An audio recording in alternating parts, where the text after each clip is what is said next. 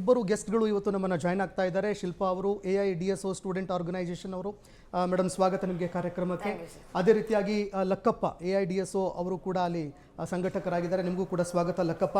ಈಗ ಕುಮಾರ್ ಸರ್, ಕಾಂಗ್ರೆಸ್ ಪಕ್ಷ ನಮಗೆ ಮುಂಚಿನಿಂದಲೂ ಕೂಡ ಈ ಹೋರಾಟಕ್ಕೆ ಸಂಬಂಧಪಟ್ಟಂತೆ ಎಲ್ಲೂ ಕೂಡ ಕಂಡು ಬರಲಿಲ್ಲ ಮುಖ್ಯ ಭೂಮಿಕೆಯಲ್ಲಿ. ಇನ್ನು ಮತ್ತೊಂದು ಕಡೆಯಲ್ಲಿ ದೆಹಲಿಯಲ್ಲಿ ಏನಾದರೂ ವಿದ್ಯಾರ್ಥಿಗಳ ಮೇಲೆ ಲಾಠಿ ಬೀಸಿದ್ರೆ ಸರ್, ನಿಮ್ಮ ಪಕ್ಷದವರು ಎಲ್ಲರೂ ಕೂಡ ಅದನ್ನು ಖಂಡಿಸ್ತೀರಿ. ಅದೇ ಕೇರಳದಲ್ಲಿ ನಿಮ್ಮವರೇ ಲಾಠಿ ಚಾರ್ಜನ್ನು ಮಾಡ್ತೀರಿ, ನಮ್ಮ ಕರ್ನಾಟಕದಲ್ಲೂ ಕೂಡ ವಿದ್ಯಾರ್ಥಿಗಳ ಮೇಲೆ ಲಾಠಿ ಚಾರ್ಜ್ ಮಾಡ್ತೀರಿ. ಈ ಒಂದು ಫಾರ್ಮುಲಾ ಏನಂತಾನೆ ಗೊತ್ತಾಗಲಿಲ್ಲ ಸರ್ ನಮಗೆ. ಇಲ್ಲ, ಕರ್ನಾಟಕದಲ್ಲಿ ಎಲ್ಲೂ ಲಾಠಿ ಚಾರ್ಜ್ ಆಗಲಿಲ್ಲ. ಮತ್ತೆ ಅದೇ ನೀವು ಹೇಳ್ತಿರೋದು ಧಾರವಾಡದ. ಓಕೆ, ಖಂಡಿತ ಅದು ನಾನು ಒಪ್ಕೋತೇನೆ. ಯಾಕೆಂತಂದ್ರೆ ಅವತ್ತು ಏನು ಕಾನೂನಿನ ಭಂಗ ಆಗುತ್ತೆ ಅಂತ ಹೇಳ್ಬಿಟ್ಟು ಪೊಲೀಸರು ಏನು ಕ್ರಮ ತೆಗೆದುಕೊಂಡು ಅವರು ಕಾನೂನು ಭಂಗ ಆಗುತ್ತೆ ಅಂತ ಮಾಡಿದ್ದಾರೆ ಸರ್. ಒಂದು ನಿಮಿಷ ಪೂರ್ತಿ ಮಾಡ್ಬಿಡ್ತೀನಿ. ಅಲ್ಲಿ ಆಮೇಲೆ ನಂತರ ಸರ್ಕಾರ ಅದಕ್ಕೆ ಏನು ಲೋಪ ಆಗಿದೆ ಅದನ್ನು ಕಂಡುಹಿಡಿದು ತಪ್ಪು ಅಂತ ಹೇಳಿದೆ. ಮತ್ತೆ ಅವ್ರು ಹೇಳದಂತೆ 73,000 ಜನರನ್ನ ಈಗ ರಿಕ್ರೂಟ್ಮೆಂಟ್ ಮಾಡ್ಕೊಳ್ಳೋದಕ್ಕೆ ತಯಾರಿ ನಡೆಸಿದೆ. ನಮ್ಮ ಅವಧಿಯಲ್ಲಿ ತೆರವಾಗಿದ್ದು ತಪ್ಪಿಲ್ಲ, ಕೆಲಸ ಕೊಡ್ತಾ ಇದೀವಿ. ಒಂದು ನಿಮಿಷ ಕೇಳಿ ಆಯ್ತು. ಈಗ ದೇಶದ ಯುವ ಜನರ ಗೆಲುವು, ಇದು ವಿದ್ಯಾರ್ಥಿಗಳ ಗೆಲುವು. ಕಳೆದ 12-13 ವರ್ಷಗಳಿಂದ ಎಲ್ಲ ಹೋರಾಟಗಳನ್ನು ಸ್ವತ್ತು ಮಲಗುವ ಹಾಗೆ ಕೇಂದ್ರ ಸರ್ಕಾರ ಅವರ ನಡವಳಿಕೆ ಮತ್ತು ಅವರು ನಡ್ಕೊಂಡಿದ್ದ ರೀತಿ ನೀತಿಗಳನ್ನ ಇಡೀ ದೇಶದ ಜನ ನೋಡಿದ್ದಾರೆ. ವಿರೋಧ ಪಕ್ಷವಾಗಿ ನಾವು ಕೂಡ ಕಂಡಿದ್ದೇವೆ. ನಮ್ಮದು ಹೋರಾಟಗಳನ್ನೆಲ್ಲ ವಿಫಲಗೊಳಿಸಿರುವಂಥದ್ದು. ಇವರ IT ಸೆಲ್ ಏನು ಕೂತ್ಕೊಂಡು ಕೆಲಸ ಮಾಡುತ್ತೆ, ಏನೇ ವಿಷಯ ತಂದರೂ ಬಹಳ ದೇಶದಲ್ಲಿ ನಡೀತಿರುವಂಥ ಏನು ಇವ್ರ ಅಜಾಗರೂಕತೆ ಮತ್ತು ಬೇಕು ಅಂತ ದಾಷ್ಟ್ಯದಿಂದ ತರ್ತಿರುವಂಥ ಕಾನೂನುಗಳು, ದರ್ಪ, ದೌರ್ಜನ್ಯಗಳನ್ನ ನಾವು ಇಡೀ ದೇಶದಲ್ಲಿ ಪಾದಯಾತ್ರೆ ಮಾಡಿದ್ರಿ ಸರ್ ತಾವು.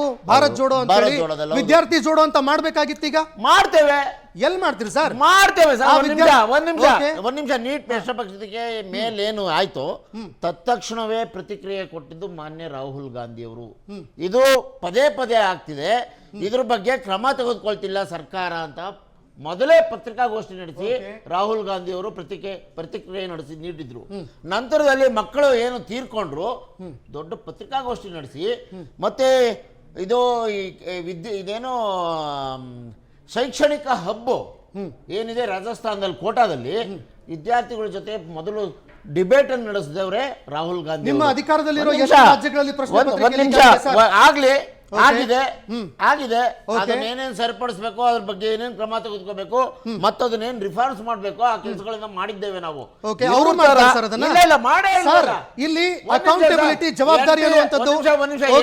NTA ಸಂಸ್ಥೆ ಯಾರು ನಡೆಸ್ತಾ ಇರೋದು? ಯಾಕೆ ಆ ಶರ್ಮನ್ ರಾಜೀನಾಮೆ ಈ ಕ್ಷಣದವರೆಗೂ ತಗೊಂಡಿಲ್ಲ? ಆ NTA ಸಂಸ್ಥೆಯ ಮುಖ್ಯಸ್ಥ ಶರ್ಮನ ರಾಜೀನಾಮೆ ಈ ಕ್ಷಣದವರೆಗೂ ಪಡ್ಕೊಂಡಿಲ್ಲ. ನಾವು ಕೇಳ್ತಾ ಇದ್ದೇವೆ ಅದನ್ನು ರಾಜೀನಾಮೆ ತೆಗೆದುಕೋಬೇಕು. ಆಮೇಲೆ NTA ರದ್ದಾಗಬೇಕು. CET ಮುಖಾಂತರ ಎಲೆಕ್ಷನ್ ಏನೋ ಪರೀಕ್ಷೆಗಳು ನಡೀಬೇಕು. CETಗಿಂತ ದೊಡ್ಡದ NTA? ದೊಡ್ಡದೇನ್ರಿ? ನೀವು ತಂದಿಲ್ಲ ರಾಜ್ಯದ ವಿಚಾರಕ್ಕೆ ಬಂದಾಗ ನಾವು ಕೂಡ ಮೋಸದ, ಸುಳ್ಳಿನ ಮತ್ತು ವಿದ್ಯಾರ್ಥಿಗಳ ಮೇಲೆ ಹಲ್ಲೆ ನಡೆಸುವ ಒಂದು ಸಂಸ್ಥೆ ಆಗಿದೆ ಅದು. ಅದನ್ನ ರದ್ದುಗೊಳಿಸಬೇಕು ದೇಶದಾದ್ಯಂತ. ಒಂದು ನಿಮಿಷ, ನನ್ನ ಜನರಿಗೆ ಸಿಗ್ಬೇಕಾಗಿರೋ ಅವಕಾಶಗಳನ್ನೆಲ್ಲ ಆ NTA ಮುಖಾಂತರ RSS ನ ಇಡನ್ ಅಜೆಂಡಾ ಇರುವಂತ ಹುಡುಗರಿಗೆ ದೊರಕಿಸ್ಕೊಳ್ಳುವಂತ ಒಂದು ದೊಡ್ಡ ಕುತಂತ್ರದ ಸಂಸ್ಥೆ ಇದು. ನಾನಿದ್ ನೇರವಾದ ಆರೋಪ.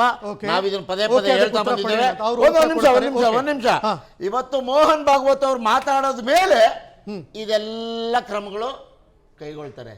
ಮೋಹನ್ ಭಾಗವತ್ ಅವ್ರು ಮಾತಾಡಕ್ ಮುಂಚೆ ಯಾಕಪ್ಪ ಯಾವ ಕ್ರಮಗಳು ತಗೊಳ್ಳಿಲ್ಲ? ನಮ್ ಕಾಲ ಇತ್ತು, ವಿದ್ಯಾರ್ಥಿಗಳು ಯುವ ಜನರು ವಿಧೇಯರಾಗಿದ್ರು. ಈಗ ಆ ಕಾಲ ಇಲ್ಲ ಅಂತ ಹೇಳ್ತಾರೆ ಮೋಹನ್ ಭಾಗವತ್ ಅವರು. ಅಂದ್ರೆ ಏನ್ ಹೇಳ್ತಿದ್ದೀರಿ? ನಿಮ್ದೇನ್ ನರೇಶನ್?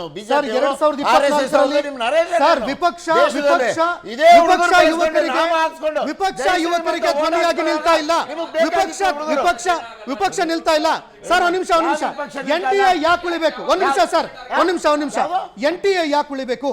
NTA ಬೇಡ ನಮಗೆ ಅಂತ ತಮಿಳುನಾಡವರು ಸರ್ ಸುಗ್ರೀವಾಜ್ಞೆ ಪಾಸ್ ಮಾಡ್ತಾರೆ. ರಾಜ್ಯ ಸರ್ಕಾರಕ್ಕೆ ಯಾಕೆ ಧೈರ್ಯ ಇಲ್ಲ? ಯಾಕೆ ರಾಜ್ಯ ಸರ್ಕಾರ ಧೈರ್ಯ ಇಲ್ಲ? ಯಾಕೆ ಧೈರ್ಯ ಇಲ್ಲ? NTA ಒಪ್ಕೊಳ್ಳಲ್ಲ. ಹೇಳ್ತೀರಾ ನೀವು? ಸಾಧ್ಯ ಇದೆಯಾ? ಪಾಸ್ ಮಾಡಿ ನಿಮ್ಮ ಸರ್ಕಾರದಿಂದ ಸುಗ್ರೀವಾಜ್ಞೆ ಪಾಸ್ ಮಾಡಿ ನಂತರ ಮಾತಾಡಿ.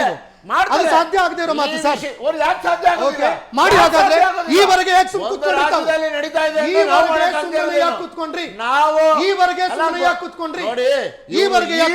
ಈ ಮಟ್ಟಕ್ಕೆ ಶಿಕ್ಷಣ ವ್ಯವಸ್ಥೆಯನ್ನ ಹಾಳು ಮಾಡ್ತಾರೆ ಅಂತ ನಾವು ಹೇಳ್ತಾನೆ ಇದ್ವಿ. ವಿದ್ಯಾರ್ಥಿಗಳು ನೋಡಿ, ಸ್ವಯಂ ಪ್ರೇರಿತವಾಗಿ ಬರಬೇಕು, ಮೋದಿ- ದೇಶದ್ರೋಹಿಗಳನ್ನು ನೋಡಿ ಸರ್, ನೋಡಿ ಸರ್, ನೀವು ಮೋದಿ- ರಾಜಕಾರಣ ಬೇಳೆ ಬೇಯಿಸ್ಕೊಳ್ಳೋಕೆ ಮೋದಿ ಬುದ್ಧಿಯ ಪ್ರತ್ಯಕ್ಷ ಆಗಿತ್ತು. ಕೇಳಿ ಸರ್, ಈ Okay. ದೇಶದ ಶಿಕ್ಷಣ ವ್ಯವಸ್ಥೆ Okay. ಮೋದಿ ನಿರ್ಗಮಿಸುವವರೆಗೂ ಸುಧಾರಣೆ ಆಗೋದಿಲ್ಲ. ನೀವು ನಾವು ಕರ್ನಾಟಕದಲ್ಲಿ NTA ರದ್ದು ಮಾಡೋದಕ್ಕೆ ಶಿಕ್ಷಣ ಸಚಿವರು ನಮ್ಮ ಸರ್ಕಾರ ಚರ್ಚಿಸುತ್ತೆ.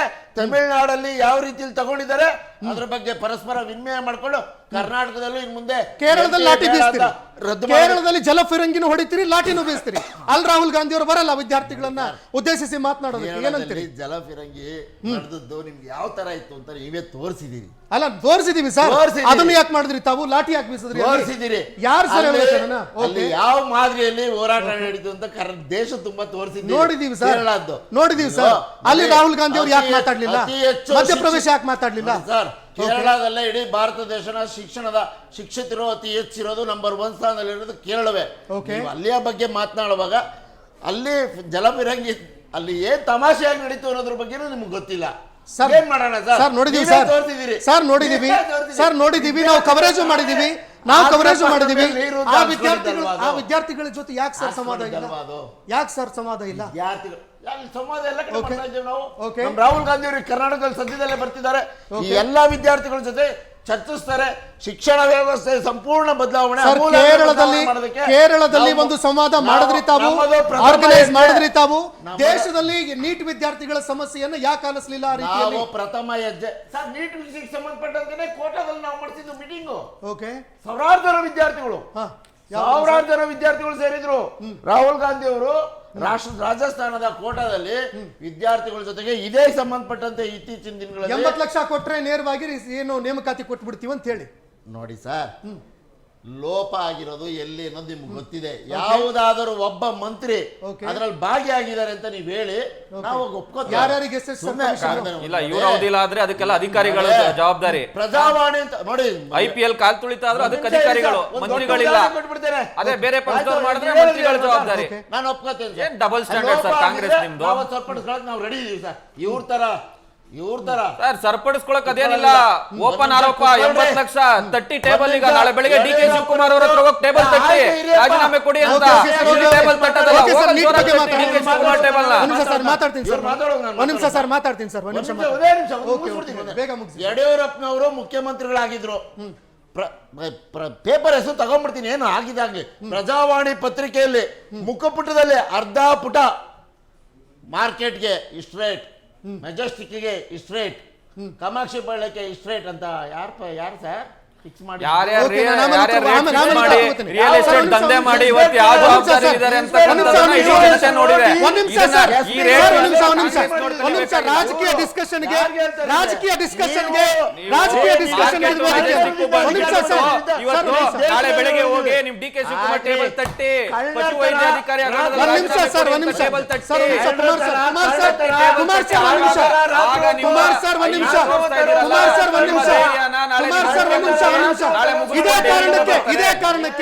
ಇದೇ ಕಾರಣಕ್ಕೆ ಯುವಕರು ಇವತ್ತು ನಿಮಗೆ ಕನ್ನಡಿ ತೋರಿಸ್ತಾ ಇದ್ದಾರೆ. ಒಂದು ನಿಮಿಷ, ನಿಮ್ಮ ಯೋಗ್ಯತೆ ಏನು ಅಂತ ನಿಮಗೆ ಕನ್ನಡಿ ತೋರಿಸ್ತಾ ಇದ್ದಾರೆ. ಒಂದು ನಿಮಿಷ sir. Okay sir, okay sir, okay. ಯಾರು ಭಯೋತ್ಪಾದಕರು ಅಂತ ಹೇಳಿದ್ರು, ಯಾರು ಟೆರರಿಸ್ಟ್ ಅಂತ ಹೇಳಿದ್ರು, ಯಾರು ಭಯೋತ್ಪಾದಕರು ಟೆರರಿಸ್ಟ್ ಅಂತ ಸರ್, ಒಂದು ನಿಮಿಷ ಮಾತಾಡಕ್ ಬಿಡಿ ಸರ್, ಅವ್ರಿಗೆ ಮಾತಾಡಕ್ ಬಿಡಿ. ಅವ್ರ ಅದ್ರ ಬಗ್ಗೆ ಮಾತಾಡಕ್ ಬಂದಿದ್ದಾರೆ. ಯಾರಿಗೆ ಭಯೋತ್ಪಾದಕರು, ಯಾರಿಗೆ ಟೆರರಿಸ್ಟ್ಗಳು ಅಂತ ಹೇಳಿದ್ರು, ಅದೇ ಸರ್ಕಾರದ JP ನಡ್ಡಾ ಇವತ್ತು ಕೂತ್ಕೊಂಡು ಎಲ್ಲಾ ಪ್ರಕರಣ ವಾಪಸ್ ಪಡ್ಕೊಳ್ತೀವಿ ಅಂತ ಘಂಟಾಘೋಷವಾಗಿ ಹೇಳ್ತಾ ಇದ್ದಾರೆ. ಓಕೆ ಸರ್, ಒಂದ್ ನಿಮಿಷ ಸರ್. ಈ ಸರ್ಕಾರ ಅನ್ಕೊಂಡಿದ್ರು ತುಂಬಾ ಸುಲಭವಾಗಿ ಭಯೋತ್ಪಾದಕರು ಅಂತ ಹೇಳಿ ಅಥವಾ ಅವ್ರನ್ನ ಖಾಲಿಸ್ತಾನಿಗಳು ಅಂತ ಹೇಳಿ ಬ್ಲೇಮ್ ಮಾಡಿ ಅವ್ರು ತಪ್ಪಿಸ್ಕೋಬಹುದು ಅಥವಾ ಈ ಹೋರಾಟನ ಹತ್ತಿಕ್ಬಹುದು ಅಂತ. ಬಟ್ ಇದನ್ನ ಇಡೀ ದೇಶದ ವಿದ್ಯಾರ್ಥಿ ಯುವಜನರು ಸುಳ್ಳು ಮಾಡಿದ್ರು. ಇಡೀ ದೇಶದ ವಿದ್ಯಾರ್ಥಿ ಯುವಜನರು ಇವ್ರ ರಾಜಕೀಯಕ್ಕೆ ಬೀಳಲಿಲ್ಲ. ಇದು ಬರೀ ಕಾಂಗ್ರೆಸ್ ಬಗ್ಗೆ ಅಲ್ಲ, ಅಂದ್ರೆ ಬಿಜೆಪಿ ಬಗ್ಗೆ ಅಲ್ಲ ಸರ್, ಕಾಂಗ್ರೆಸ್ ಕೂಡ ಇದ್ರಲ್ಲಿದೆ. ಸೊ ಈಗ ರಾಹುಲ್ ಗಾಂಧಿ ಅವ್ರು ಬಂದು ಹೋರಾಟ ಮಾಡ್ತಾ ಇದ್ದಾರೆ, ಅವರನ್ನು ವಿರೋಧಿಸ್ತಾ ಇದ್ದಾರೆ. ಫಸ್ಟ್ ಆಫ್ ಆಲ್ ಈ ನೀಟ್ ಅನ್ನೋದು ಇದು ಬಿಜೆಪಿಯ ಕನಸಲ್ಲ, ಇದು ಕಾಂಗ್ರೆಸ್ಸೇ ತಂದಿದ್ದು. ಇವತ್ ಬಂದು ನಾವು ಹೋರಾಟ ಮಾಡಿದ್ರೆ ಇದು ಸರಿ ಹೋಗಲ್ಲ. ಒಂದು ಸರ್, ಇಲ್ಲಿ ರಾಜಕೀಯಕ್ಕಿಂತ ಹೆಚ್ಚಾಗಿ ನಾವ್ ಹೇಳ್ತಾ ಇರೋದು ವಿದ್ಯಾರ್ಥಿಗಳ ಬಗ್ಗೆ ಮಾತಾಡೋಣ. ನೀಟಿಂದ 21 ವಿದ್ಯಾರ್ಥಿಗಳು ಆತ್ಮಹತ್ಯೆ ಮಾಡ್ಕೊಂಡಿದ್ದಾರೆ. ನೀಟಿಂದ 21 ವಿದ್ಯಾರ್ಥಿಗಳು, ದೇಶದ ಪೋಷಕರು, ವಿದ್ಯಾರ್ಥಿಗಳು, ಯುವಜನರು ಎಲ್ಲ ಈ ಹೋರಾಟದಲ್ಲಿದ್ದಾರೆ.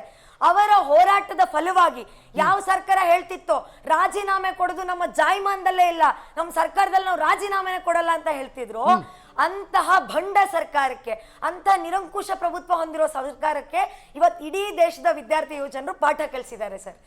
ಯಾರು ಇವಾಗ ದೇಶದ್ರೋಹಿಗಳು, ಯಾರು ದೇಶ ಪ್ರೇಮಿಗಳು ಅಂತ ಪ್ರೂವ್ ಆಗೋಗಿದೆ ಸರ್. ಇವ್ರು ಮಾಡೋ ಎಲ್ಲಾ ಹೋರಾಟನ ಹತ್ತಿಕೊಳ್ಳಿ ಇವ್ರೇನ್ ಮಾಡಿದ್ರು, ಯಾರು ಕಲ್ ತಂದ್ರು, ಯಾರು ಫಸ್ಟ್ ಲಾಠಿ ಬೀಸಿದ್ರು, ಎಲ್ಲ ಸೋಷಿಯಲ್ ಮೀಡಿಯಲ್ಲಿ ನಗ್ನವಾಗಿ ಸಿಗುತ್ತೆ ಸರ್.